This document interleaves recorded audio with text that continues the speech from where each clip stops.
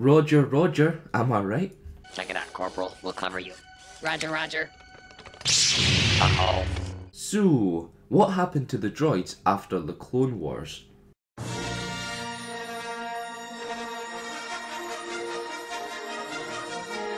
The Kangaroos present Star Wars Lore Episode 53, The Separatist Droid Army.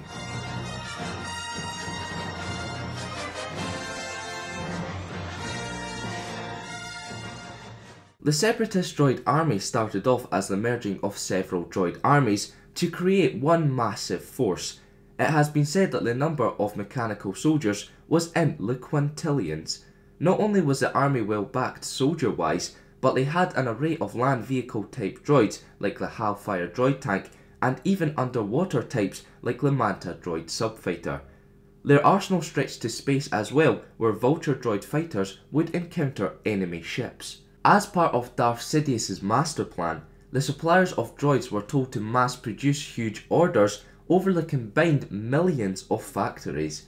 The droids deployed for the Battle of Naboo was nothing compared to the Battle of Geonosis.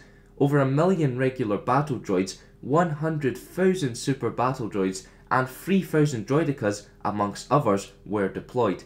With these numbers, the Republic had no choice but to use their clone army. At the beginning of the Clone Wars, the Separatists focused on defending their territories whilst they continued to grow and strengthen their army. This frustrated the Republic, and so the clone army grew as well, just what Sidious wanted. Eventually, the droid forces began conquering worlds, and this was helped by the leadership of General Grievous, who created a mentality of destroy and conquer. To distract the Jedi search for the Sith Lord, Sidious orchestrated the battle over Coruscant, which did not only slow down the Jedi search, but got Count Dooku out of the picture and began turning the wheels of Anakin Skywalker's descent to the dark side. Not only were the droid forces defeated then, but when their leader Grievous was killed, it wasn't looking good. To end the Clone Wars, the now Darth Vader used the Master Control signal to transmit a code of deactivation.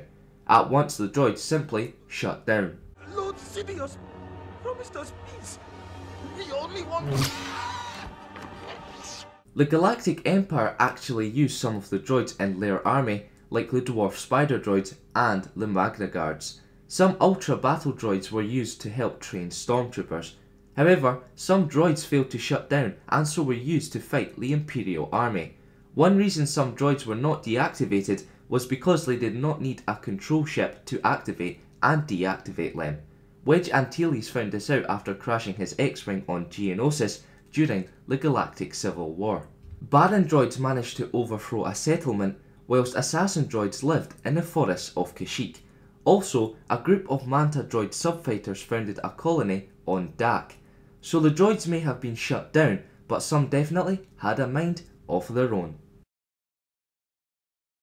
Now it's time for this week's question.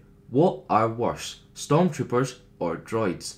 Stormtroopers may have had incredibly bad aim, but droids were basically just lightsaber training for Jedi. So let me know what you think in the comments below. Remember to vote for next week's episode by liking one of the 2 comments below. If you want to learn more about someone or something from the Star Wars universe, leave a comment. And for more Star Wars lore, keep it locked here to the Kangaroos.